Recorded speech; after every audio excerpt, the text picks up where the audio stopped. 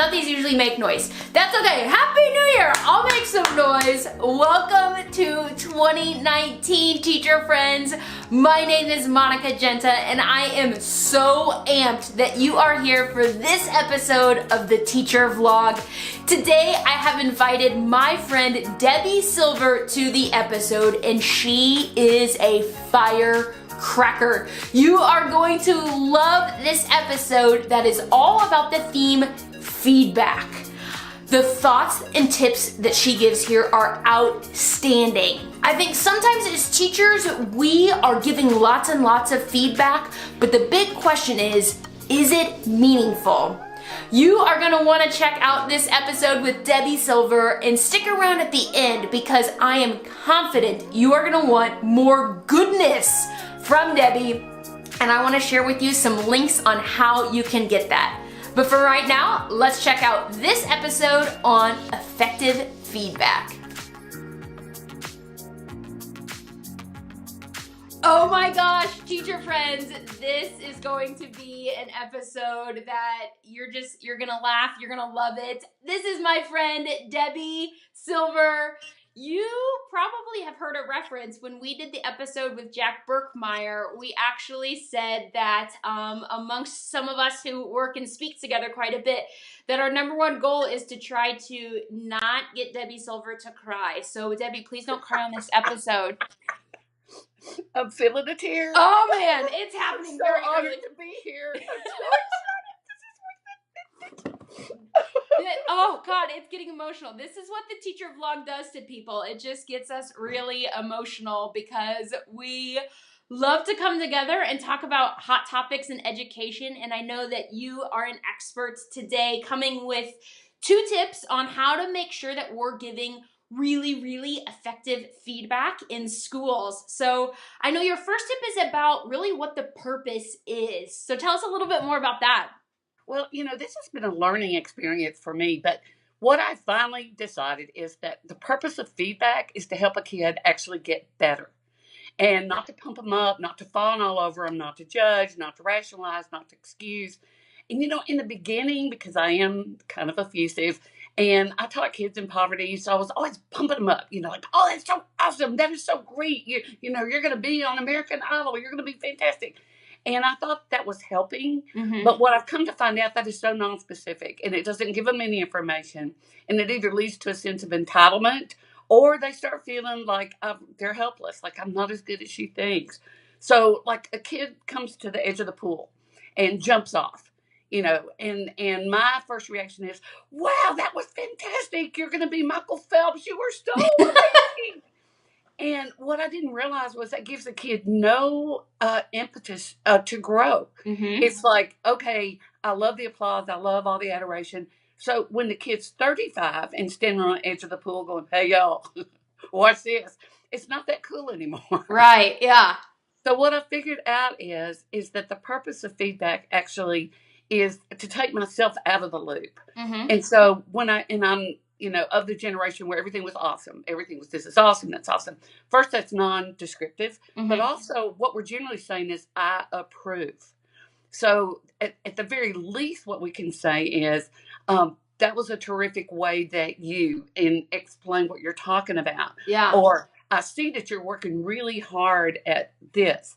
And not just, oh, you made Miss Silver so happy, or you just made my day. Because those really are about us and not about the learners. Mm-hmm. So if they get the idea, and we have a lot of those kids in school that have the idea, my job is to please the teacher. Right. And so I've learned to take myself out of that loop and say, so, what do you think? How do you feel about that? Which leads me to my next tip, which is this. And I'm going to say that through all of my research, I can tell you that we are united in this belief. And I totally got this wrong forever. But what researchers are telling us is that we never, ever give kids feedback over things for which they cannot control. Mm. So here's the news, Monica. You don't tell kids, oh, you're so smart. Oh, you're so gifted. Oh, you're so talented. Oh, you're so blessed. Because those are things kids cannot control. Okay. Not only does it demean the accomplishment, it also feeds into this lack of empowerment. And I'm all on self-efficacy. Let's boost that in kids. So the way that we do that is we go right back to the things they can control, their efforts, their strategies. Like, wow, I saw your reaction when she said so and so, but man, I could see the wheels turning, but you made a decision not to confront. That is so much better than saying, you were so cool. Because I Yeah. don't really know what you're talking about. But it takes a lot of practice because most of us were brought up with this. Give a stick or Yeah, it's like almost a habit at this point, truly. I have to work with my grandkids. I was like, oh, Charlotte, you're so working so hard. Yeah. But there are a lot of ideas out there. People are really, this goes into growth mindset and Sure. all of that. But apart from all the theory, it's just common sense. If you want kids to do better, then you give them feedback. And people say, well, Deb, you're always talking about we could praise their strategies, we could praise their effort, and I'm running out of things to praise. Then here's my advice: stop praising. Just start listening, and just Love that's all that. they want. Yeah, they just want you to look at them and see it and go, wow. And when they say, yeah, but I just made 79%, you're going, but you started with 58%. Yes. Or if they say, but I still failed, we say, but you failed better. There you go. But I mean, seriously. For real though. Yeah, it's not in a sarcastic way, but just to say, but look how far you've come. Mm-hmm. And I really believe we've got to get kids to stop comparing themselves to each other. Yes. And understand I need feedback. It's this deliberate optimism that Anders Ericsson talks about. But you need that critical feedback from that person that you trust. Mm-hmm. So you build that trust. So here's my 2 tips. Synthesized down is first of all, try to limit feedback to only things that help kids get better. Not to label, not to excuse, not to rational, not to fawn all over them. And don't do too much, because those little shy, introverted kids, it'll send them right back down the rabbit hole. Mm-hmm. It scares them. It overwhelms them. It took me a long time to figure out I was doing that. And the second thing is to really concentrate on our feedback on what can this do to help the kid get better? What are they doing or able to do? Mm-hmm. Wow, you really put your effort into that. I'm so dumb. I can't ever do this right. Okay, help me understand where you feel like you're not doing so well. Mm-hmm. And let's work through that. Let's start back here. But it's that scaffolding, all those things that we hear about in theory, it really works. Oh, I'm sorry. Oh my gosh, you're so Debbie Silver's so famous. She gets phone calls during these episodes. It's Donald Trump. He calls me constantly wanting my advice, and I'm like, Donald, I'm working with kids. Run the country. Oh yes. So anyway. Yes. No, my most favorite thing there that you said is, like, sometimes we have to stop praising and start listening. Like, that is so important, because you're absolutely right. I think it's like this habit that teachers, like, we want to be super encouraging, but sometimes the best thing that we can do to encourage kids is get specific and then start listening and having a conversation with them. Absolutely. And let them direct it. Yeah. Which took me forever to learn, because I'm like you. I'm an extrovert, and I'm a teacher. I want to fix everything. Right. And I'm like a little puppy. I'm wagging my tail. I'm like, oh, I'm so excited.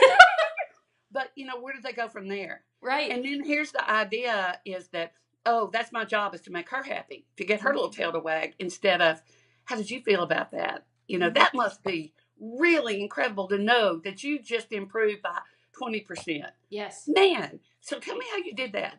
That's the reinforcement they need, instead of, oh, I was just lucky, or I'm just guessing. No, you did something. Let's figure it out, because you're going to want to do that again. Yes. And then that's that empowerment that they take with them for life. They start listening to their voices instead of our voices. Mm-hmm.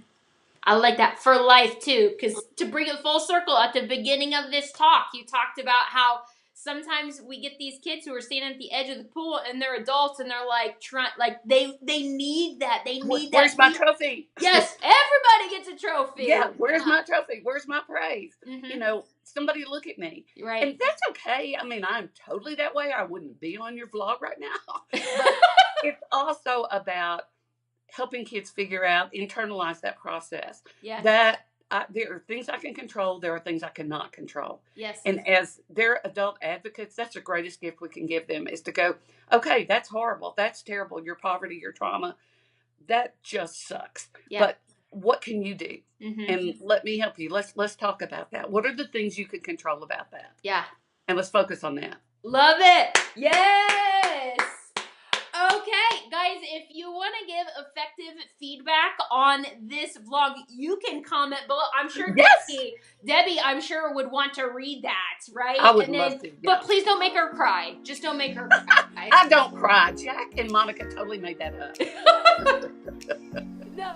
Oh, I love me some Debbie Silver. Wasn't that statement amazing? Sometimes when it comes to feedback, we have to stop talking and start listening.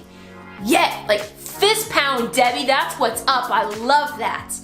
Guys, if you want more from her, and I'm sure you do, she's got some phenomenal books on the market. Her most recent is called Fall Down 7 Times, Get Up 8. You can check that out and so much more on her website, and the link is in the vlog episode notes. Now, since she was talking about feedback, I want to get some feedback from you guys on a TED Talk that I recently did in the Chicago area. The topic was how Starbucks can save education. What does Starbucks have to do with school? Tons. I want you to check this out and leave your feedback. I would so appreciate comments or likes. I want to know what you think on this TED Talk that's all about building really strong relationships with students. So check that out, monicagenta.com/TED. Friend, if you enjoyed this episode and you are picking up what the teacher vlog is throwing down, like, share, subscribe, give this in a gift on the form of social media to your friends. Send them the link so they can experience how to crush it in the classroom as well. If you don't get anything else done this week, I want you to remember one simple thing. Hey, you got this.